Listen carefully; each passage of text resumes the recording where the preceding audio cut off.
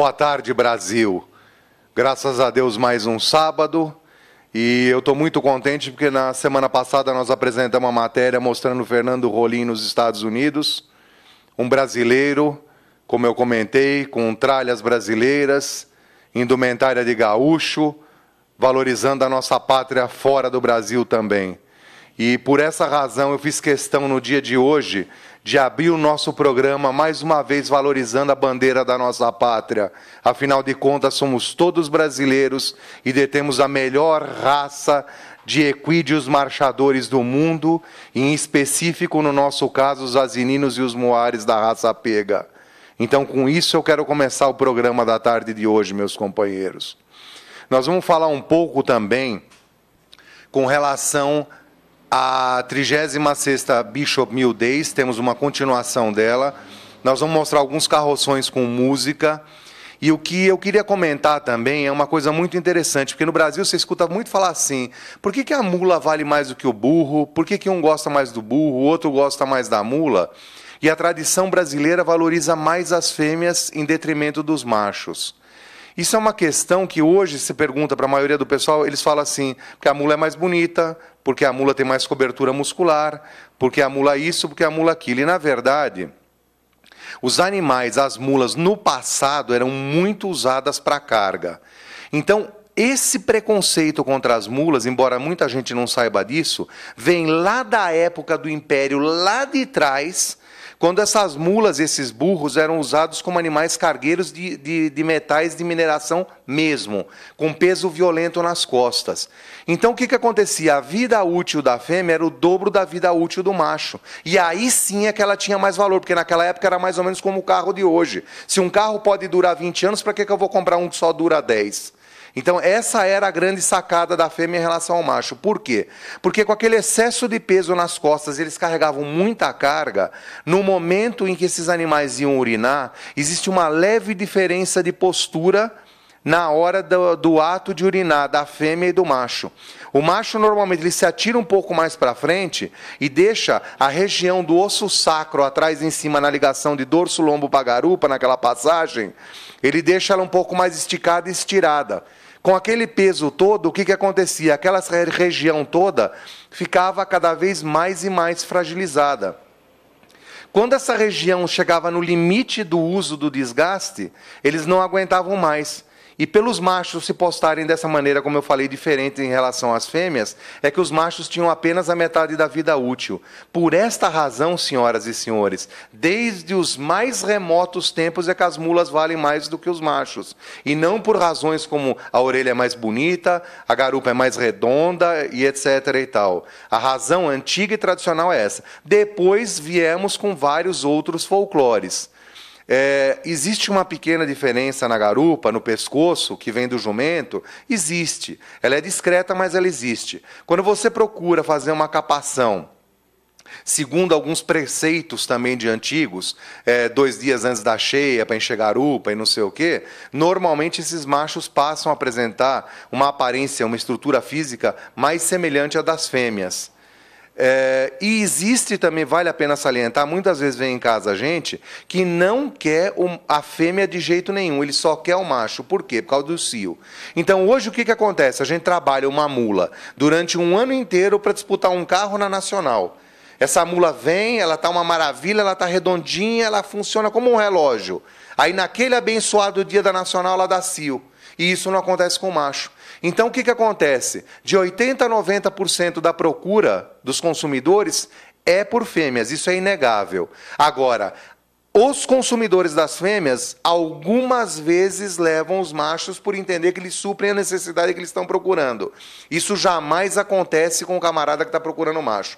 Então, de 10% a 20% dos clientes que querem os machos, eles não querem as fêmeas em hipótese alguma por causa de cio. Isso é uma coisa que eu queria comentar já no início do nosso programa, porque isso há muito tempo vem me ocorrendo, que é uma falta de informação que eu sinto bastante latente no consumidor brasileiro.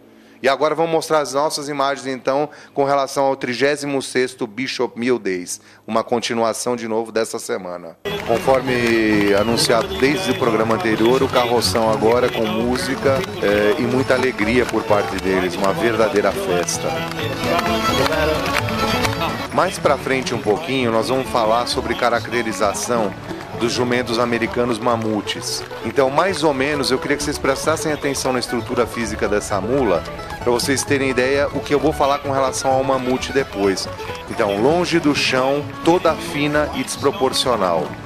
Telespectadores, essa imagem ela é muito clara para vocês, mostrando a altura exagerada desse animal. O jumento não precisa ter esse excesso de altura, porque as éguas têm útero muito maior do que as jumentas. Então, normalmente, as mulas tendem a ter o tamanho das suas mães. Olha o que acontece aqui, um excesso de altura, o animal é muito longe do chão, perdeu completamente as suas proporções, ele é cilíndrico, vejam que o tronco dele parece aquela propaganda do cachorrinho da COFAP, aquele cachorro salsicha, que o pescoço é uma tábua de pescoço muito grosseira, uma cabeça de pouca caracterização racial e uma baixa qualidade de orelhas.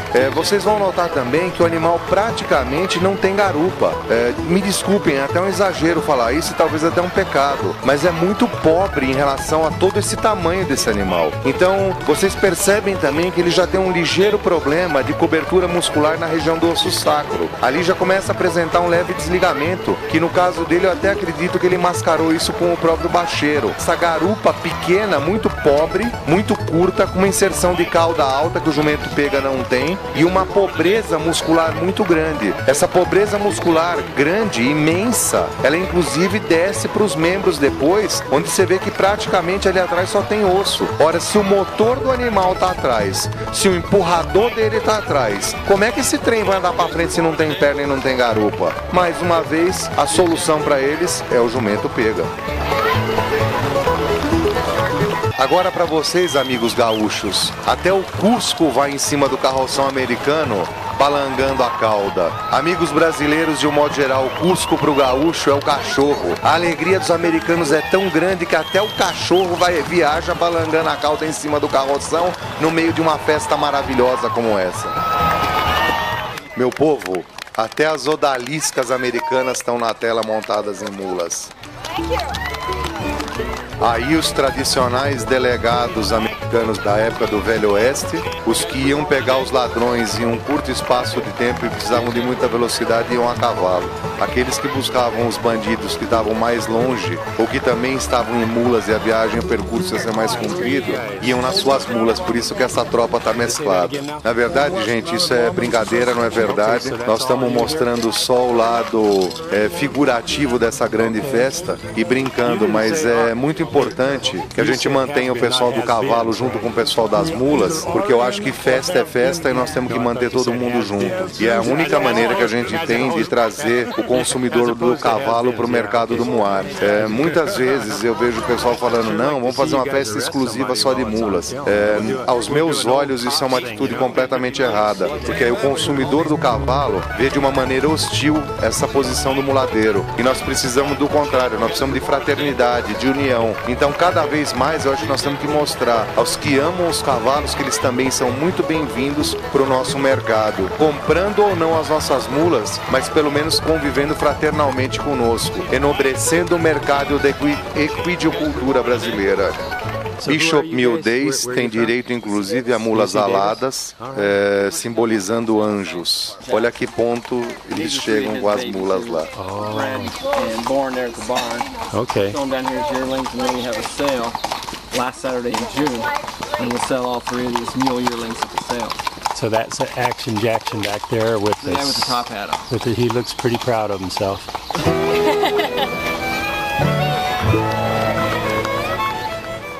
Amigos, reparem o pai e o seu casal de filhos. Charrete engatada num jumento. Quando um pai cria os filhos dessa maneira, qual será que vai ser o lazer dessas crianças no futuro? O lazer dos seus respectivos marido e mulher e, consequentemente, para onde andarão os seus filhos. Então vocês veem que assim os americanos perpetuam a Bishop Mill Days.